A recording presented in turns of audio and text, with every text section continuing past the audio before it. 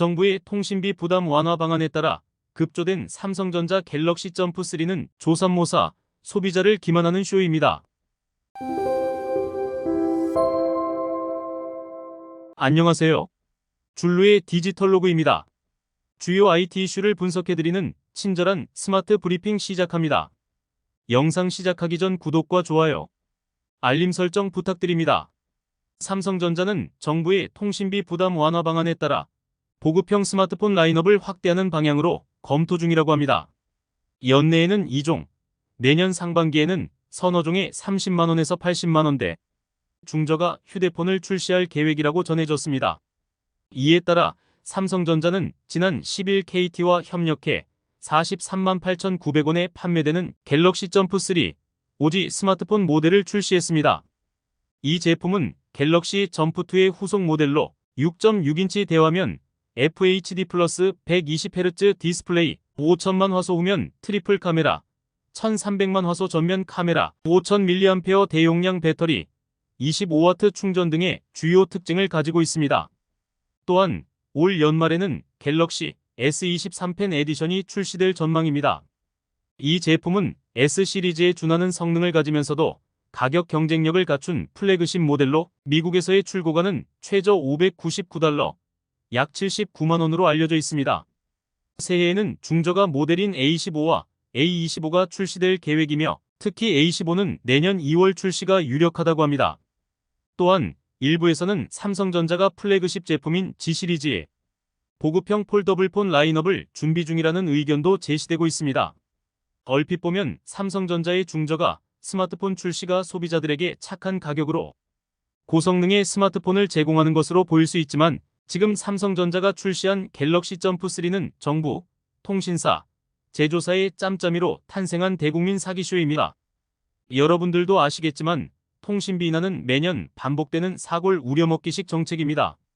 올해 역시 지난 10월에 진행된 국정감사에서 통신비 인하 요구에 대한 지적이 있을 것을 과기정통부는 인식을 하고 사전에 충분한 준비를 했을 것입니다.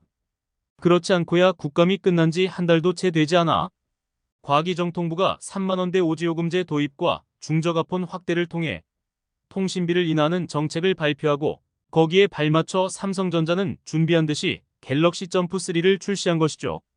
상식적으로 삼성전자가 아무리 빨리 신규 모델을 기획하고 양산하는데 한 달도 걸리지 않는다는 것은 말이 안 되죠.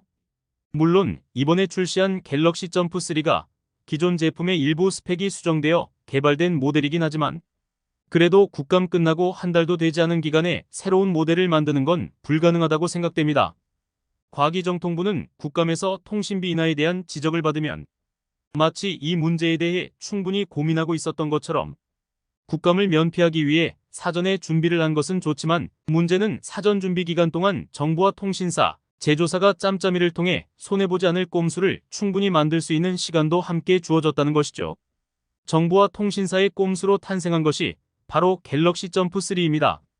표면적으로는 괜찮은 스펙의 저렴한 스마트폰이 출시된 것이고 이로 인해 요금이나 효과가 있는 것처럼 포장하고 있지만 갤럭시 점프3는 KT통신사를 통해서만 가입이 가능한 사업자 전용 모델입니다. 자급제 모델이 없기에 무조건 KT로만 가입해야 하는데 현재 KT, 오지요금제 중 가장 저렴한 요금제는 오지세이브 요금제로 월 45,000원을 납부해야 합니다. 45,000원을 2년 약정하면 통신비만 108만원을 납부해야 합니다.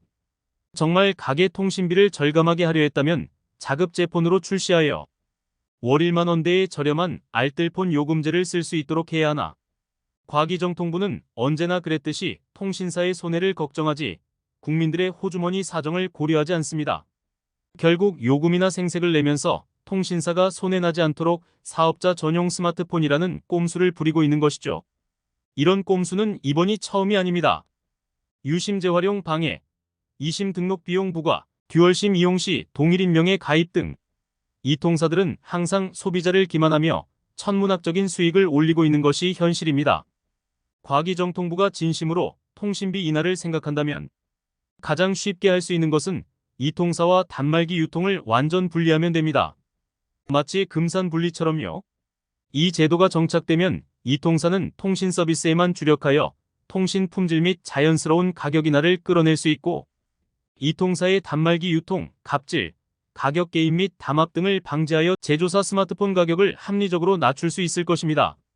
디테일한 이야기를 하기에는 내용이 너무 길어질 것 같아 논점만 말씀드리지만, 과거에 이통사의 유통 분리를 추진하다 강력한 반대에 부딪혀 실패하고 그나마 반쪽짜리 자급제 시장이 생기긴 했지만, 여전히 시장 통제력의 우위를 점하고 있는 이통사의 영향력에 스마트폰 가격이 좌지우지되고 있는 폐단을 바꾸지 못하면 통신비 인하는 영원한 공연불이라고 생각하며 오늘 스마트 브리핑 마칩니다.